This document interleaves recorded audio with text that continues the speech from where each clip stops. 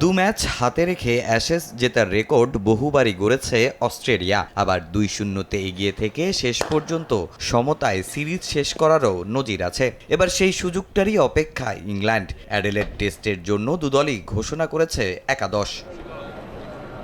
পার্থের পর ব্রিসবেন টেস্টে হার, টানা ২ হারে একাদশ থেকে বাদ পেসার আটকিনসন। তবে অ্যাডিলেডের স্পিন বান্ধব উইকেটে বশির আহমেদকে বসিয়ে রেখে পেসার জশ টাংকে ফেরানো সবাইকে করেছে কিছুটা অবাক। টিম কম্বিনেশনের কারণেই বাদ পড়েছেন এই অফ স্পিনার।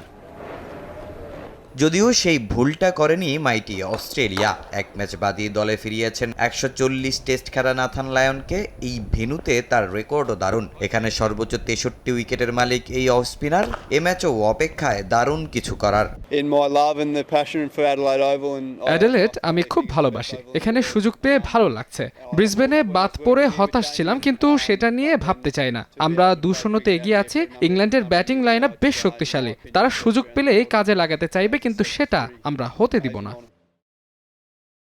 আগের ২ টেস্টই ৮ উইকেটের জয় পেয়েছে অস্ট্রেলিয়া। জরুর ছাড়া সেরা ক্রিকেটটা খেলতে পারছেন না থ্রি লায়ন্সের কেউই। প্রত্যাশা পূরণ হচ্ছে না হ্যারি ব্রুককে দিয়েও। নিজের পারফরমেন্সে হতাশ এই ডানহাতি ব্যাটার নিজেও। তবে স্বপ্ন দলের সঙ্গে অ্যাডিলেডে ঘুরে দাঁড়াবেন তিনিও। আমাদের বেশ ভালো রিফ্রেশমেন্ট হয়েছে। এই ম্যাচ নিয়ে বেশ রোমাঞ্চিত।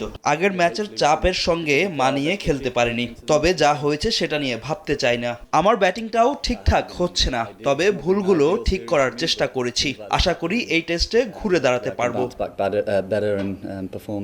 তবে সিডনির বন্ডাই বিচে ইহুদিদের অনুষ্ঠানে হওয়া হামলায় এখনও অ্যাডিলেডে আতঙ্কিত অস্ট্রেলিয়া ইংল্যান্ড। দু দলের ক্রিকেটাররাই নিরাপত্তা নিয়েও শঙ্কায়। তৃতীয় টেস্টের আগে নিহতদের উদ্দেশ্যে করেছেন শোক প্রকাশ।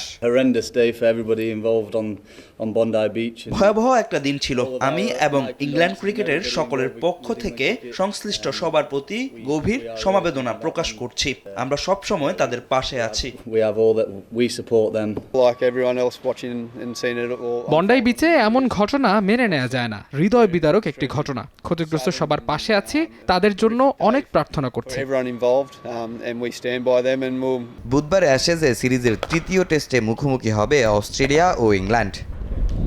তামিম হোসেন, সময় সংবাদ।